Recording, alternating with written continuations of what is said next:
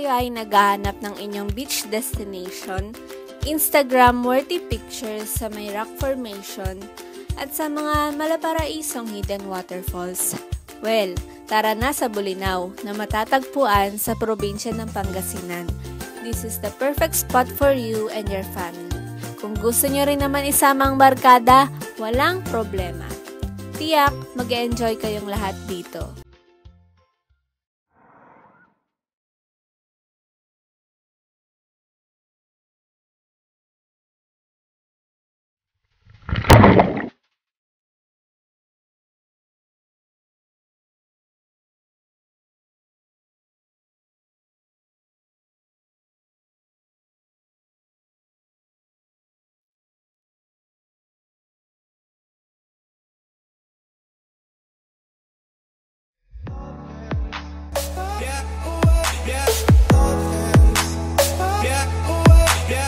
Alam ko pong marami kayong katanungan. Una dito ang kung paano makarating sa Bolinao, Pangasinan. At magkano nga ba talaga ang magagastos dito? At syempre, mawawala ba ang saan nga ba masarap kumain? Everything changes. Kami na ang bahala dyan.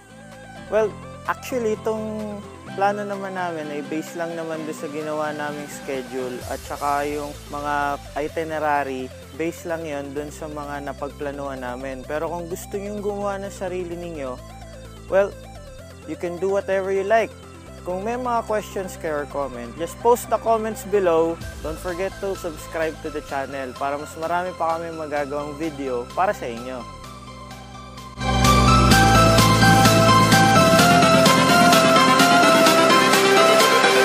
Everything changes.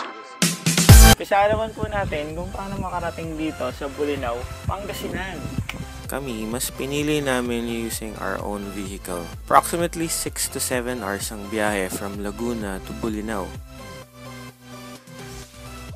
Pero kung gusto niyo naman mag-commute via bus, pwede rin naman. From Manila, pwede kayong sumakay sa Cubao or Pasay Terminal. It's either Victory Liner bus or 5-star bus sa halagang 459 pesos. Ang sarap sigurong matulog sa biyahe or sound trip or pwede din naman mag-sightseeing sa mga nadadaanan.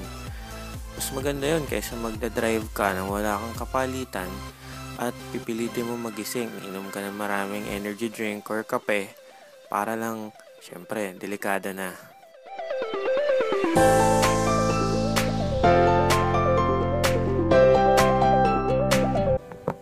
Alam niyo na kung paano makakarating sa Bolinao.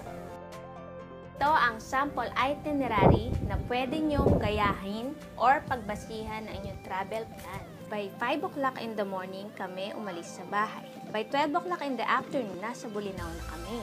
First stop namin sa St. James Church. This beautiful 400-year-old church is just across the bus terminal. Try offering a little gratitude of prayer for a wonderful day you've experienced when you arrived in Bolinao town proper. Pumunta naman tayo sa Adora's Restaurant. Located lang siya sa likod ng St. James Church, kaya pwede naman lakarin na lang. For lunch, inabot lang kami ng less than 500 pesos na good for 4 na. Diba murang-mura? At kung hanap nyo naman ay specialty ng Bolinao, available sa kanila ang Sungayan Fish na sa Bolinao lang daw matatagpuan ang isda na ito. Busog na ba ang lahat? Okay, so let's start exploring Bolinao. Since 2 p.m. pa ang check-in, we decided to visit the famous Cape Bolinao Lighthouse. But before that, may specialty sila na tinatawag na binangay. Binangay! Binangay! Binangay! Binangay! Binangay! Isa pa. Binangay! Binangay, in English, bamboo cake. It is made of sticky rice, coconut milk, and bamboo. Binangay is actually our dessert after our lunch in Adora's Restaurant. Okay, game! Punta na tayo sa Cape Bolinao Lighthouse. It's the second tallest lighthouse in our country. Cape Bolinao Lighthouse is about 351 feet above sea level, built on top of a rocky hill, Punta Piedra Point. The lighthouse overlooks the South China Sea.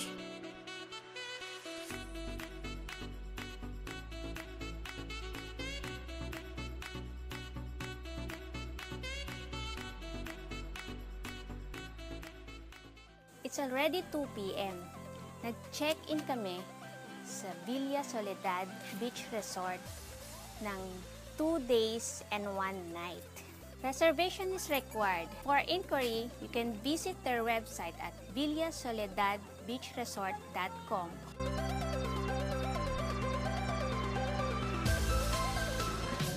By 4 p.m., tara na! At puntahan na natin ang isa sa kanilang tourist spot na tinatawag na Bolinao Rock Formation. Rockview Beach location is just opposite of Patar White Beach. The beach is literally rocky, but if you will take a closer look at the rocks, they are actually corals which said to be thousands of years old. The beach is also known for its remarkable uninterrupted wild waves, curving against the rocks, which made the place photographer's haven.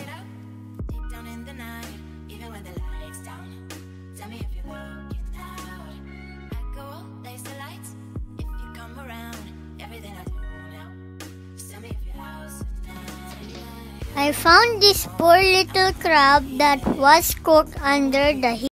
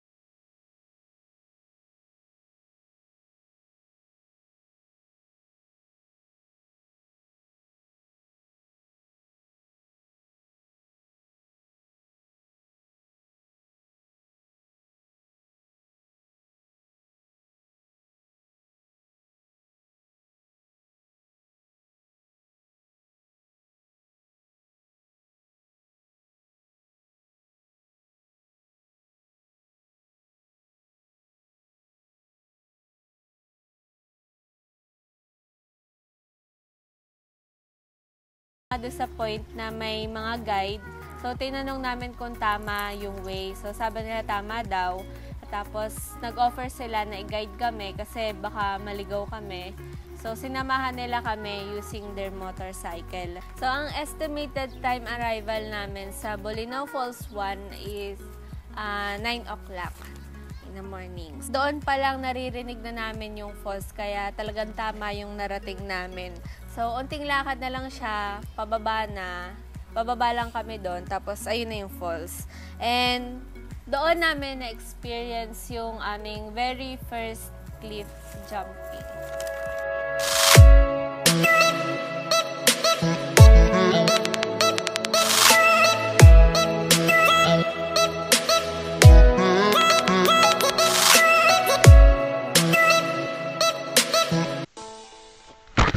Okay, let's talk about naman extreme adventures. Dito marami nun. Pero ang problema lang, how to conquer your fear. Yung fear natin, yun yung nagbabalakid para magawa natin yung gusto natin. Minsan nagiging KJ tayo, pero if you can conquer one's fear, you can do anything.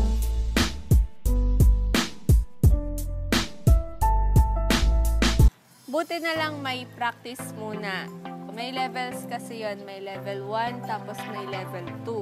Ang iniisip ko na lang matatapos din to. Tsaka ayaw ko din kasi magkaroon ng regrets kasi minsan lang naman.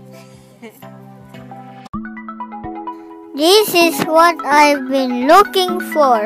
Now let's go to the Bolinao Falls number 2.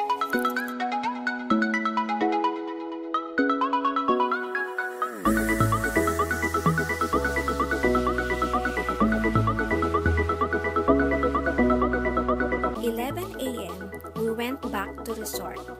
We took a shower and preparation for checking out. Bago kami mag-lunch, pumunta muna kami sa Patar Beach to buy some souvenirs.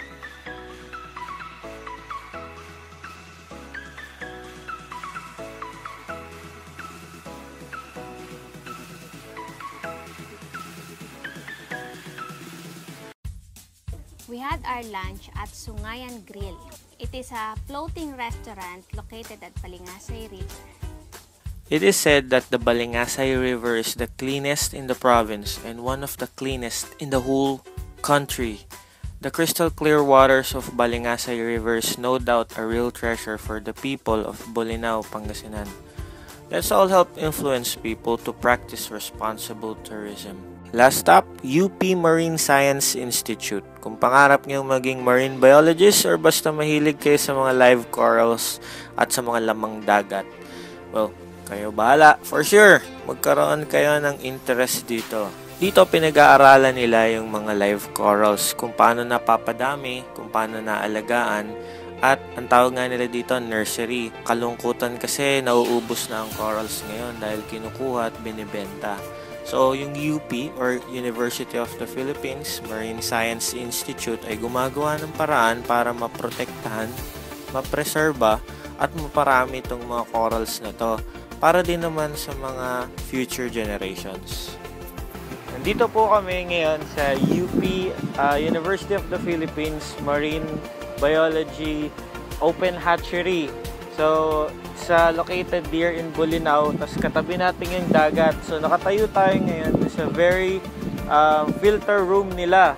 So, kung makikita po ninyo yung tubig dagat, kinukuha nila papunta dito sa filter room, tapos sinicirculate nila din sa hatchery which is yung mga live corals, inaalagaan nila, nagpaparami sila.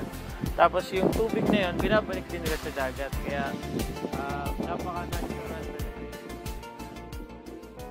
All in all, nag-enjoy naman kami sa Bolinao, Pangasinan.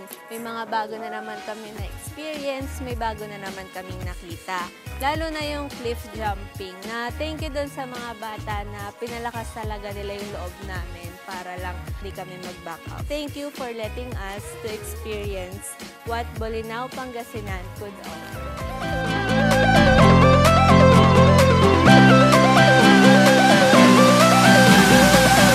So, if you wish to visit, here's the breakdown of the expenses.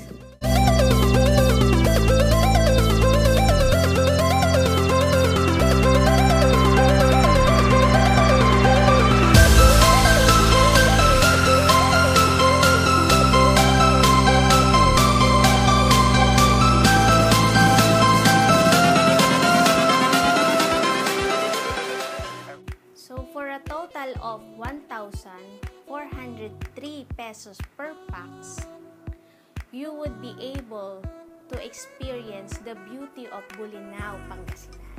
Depende na lang sa accommodation. Kung gusto niyo ng medyo adventurous, pumunta kayo sa may Patar Beach Resort. Actually, meron kami isang tourist spot na hindi namin napuntahan. The Enchanted Cave. Only entrance lang kami nagpunta kasi the price is not reasonable. Entrance fee is 150 pesos per head. Ito lang yung downside sa Bolinao, Pangasinan. Because of their popularity, lahat ng tourist spot may bayad. But the most important is they are maintaining and preserving God's gift. Sa maliit na bagay, makakatulong na rin tayo sa local community nila. We invite everyone to at least visit Bolinao kahit once in a lifetime lang. Pero sinisiguro ko sa inyo, once nakarating kayo dito, babalik at babalik din kayo. So sobrang ganda at sa marami kayong pwedeng gawin.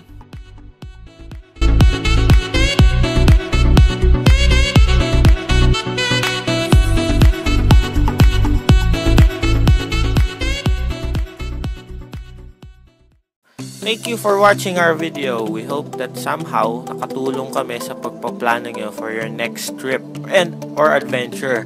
If you have some questions, you can leave a comment below or just simply message us on our Facebook page. For more photos, visit our Instagram page at Food and Travel. And for more travel guides, like and subscribe our channel. Thank you very much and have a good day.